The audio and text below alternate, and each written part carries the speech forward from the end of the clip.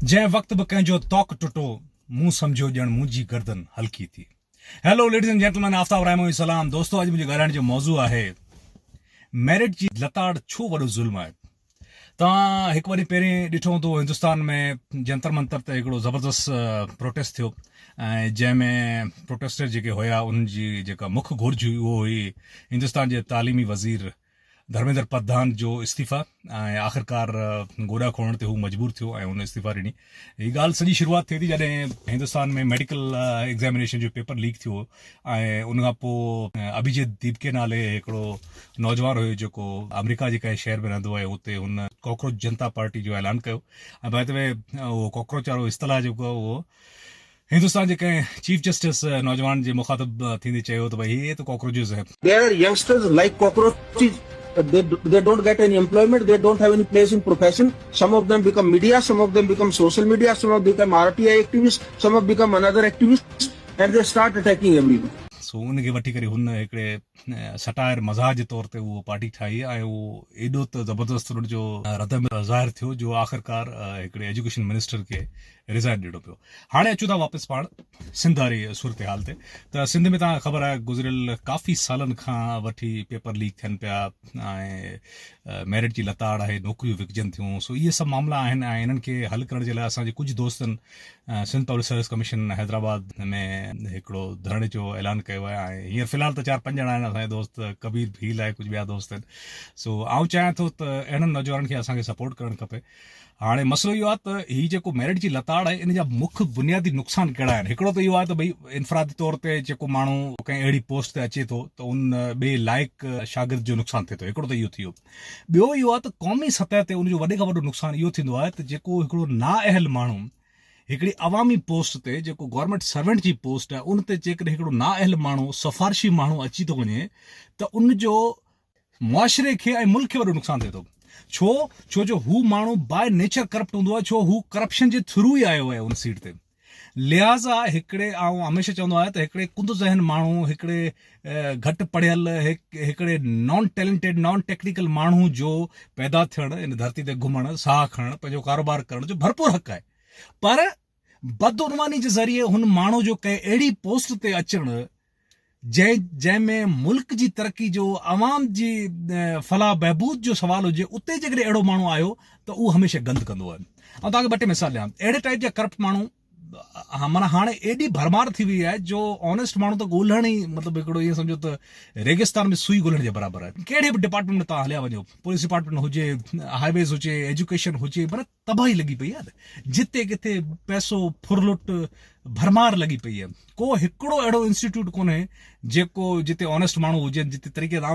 हिकिड़ो सिंपल मिसाल ॾियां त हीअ जेके नौजवान छोकिरा असांजा हूंदा आहिनि जेके स्टैम्प पढ़ंदा आहिनि, जॾहिं असां मुल्क खां वापसि पाकिस्तान ईंदा आहियूं, त मतिलबु उन्हनि खे एतिरो त ट्रेनिंग जो फुक़दान आहे, उन्हनि खे एतिरो अकुलु कोन्हे त भई जेको माण्हू पाकिस्तान अचे थो उनखे एटलीस्ट तव्हां वेलकम टू द पाकिस्तान एतिरो चओ, खिली हिकिड़ो सलाम करे थो, उनजो जवाबु ई ॾियो। हिकिड़ो वीडियो मूं हींअर 2 ॾींहं पहिरीं ॾिठो पए त इस्लामाबाद एयरपोर्ट ते को माण्हू लथो, चई मैंने उस ऑफिसर जो नौजवान लड़का था उससे मैंने सलाम किया, मेरी वाइफ ने सलाम किया, उसने सलाम का जवाब तक नहीं दिया, गंदी शक्ल करके बैठा हुआ था यूं देख के, पासपोर्ट तो फलाना थप्पा होने। जनाब खैर खैरियत से जनाब, हम जब इस्लामाबाद एयरपोर्ट पे, कैपिटल जो पाकिस्तान का सबसे मशहूर तरीन एयरपोर्ट इस्लामाबाद एयरपोर्ट पे उतरे हैं, उतरते गए हैं, उतरते साथ जनाब जो जिस बंदे से सबसे पहले मेरा सामना हुआ, जिसने हमारे पासपोर्ट चेक करने थे, कसम खा के कहता हूं, मैं और मेरी वाइफ गए, पहले मेरी वाइफ ने उसको बोला अस्सलाम वालेकुम भाई, उस बंदे से गवारा नहीं हुआ कि मेरे सलाम का जवाब दे। ये मैं कोई बात बढ़ा के नहीं कर रहा, मेरी वाइफ के जो है सलाम का जवाब दे, फिर मैंने बोला अस्सलाम वालेकुम भाई, उस बंदे से फिर नहीं गवारा हुआ कि यार वालेकुम सलाम ही कर दो, तुम्हारी कोई शान में कमी आ रही है। उस बंदे ने फिर वालेकुम सलाम नहीं बोला, फिर आगे से ऐसे ना हाथ आगे करके जो है ना, पता नहीं इतना थका हुआ था, इतना वो किसी ज़हनी अज़ियत में था, किसी तकलीफ में था कि यार हम बाहर से आ रहे हैं, इतने अरसे बाद आ रहे हैं, हमें वेलकम करो, मुझे नहीं, जितने भी ओवरसीज पाकिस्तानी आ रहे हैं उनको वेलकम करो, उनको खुशामदीद करो, उनके साथ अच्छा बर्ताव करो कि उनको फील हो कि हम अपने मुल्क में आए, इतने अरसे बाद परदेश काट के। उस बंदे ने सलाम का जवाब देना गवारा नहीं किया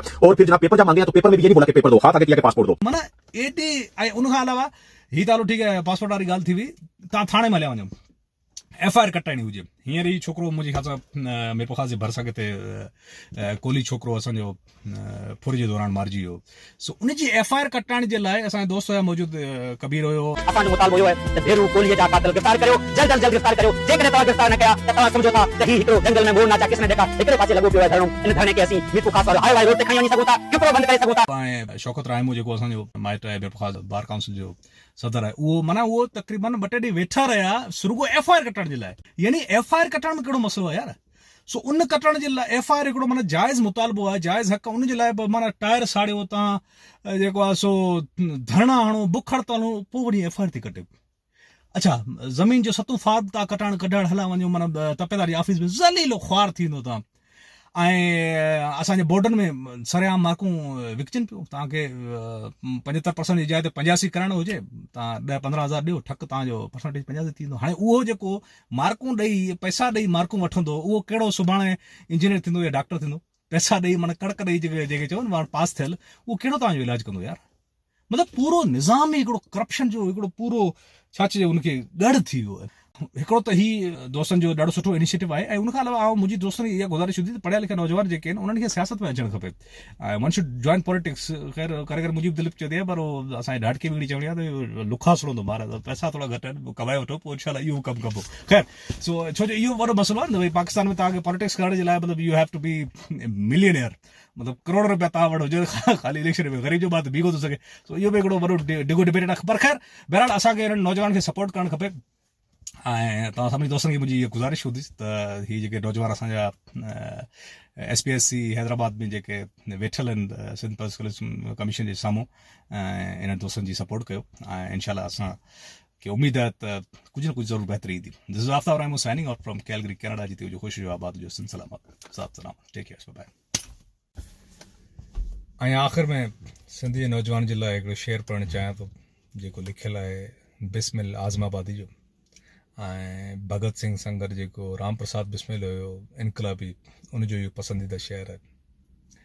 त अर्ज़ु कयो आहे त है लिए हथियार दुश्मन ताक में बैठा उधर, और हम तैयार हैं सीना लिए अपना इधर, खून से खेलेंगे होली गर वतन मुश्किल में है, सरफरोशी की तमन्ना अब हमारे दिल में है, देखना है जोर कितना बाजुए कातिल में है, और भड़केगा जो शोला सा हमारे दिल में है, सरफरोशी की तमन्ना अब हमारे दिल में है, देखना है जोर कितना बाजुए कातिल में है। जी सर, खुदा हाफिज।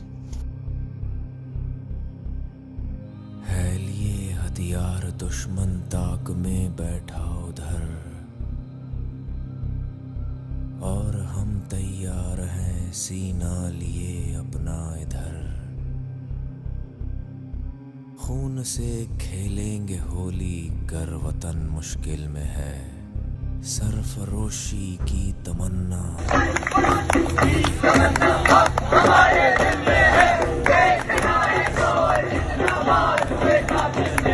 हाथ जिनमें हो जुनूं कटते नहीं तलवार से, सर जो उठ जाते हैं वो झुकते नहीं ललकार से, हाथ जिनमें हो जुनूं कटते नहीं तलवार से, सर जो उठ जाते हैं वो झुकते नहीं ललकार से,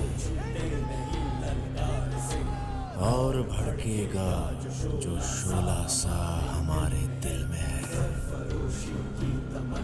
सरफरोशी की तमन्ना अब हमारे दिल में है।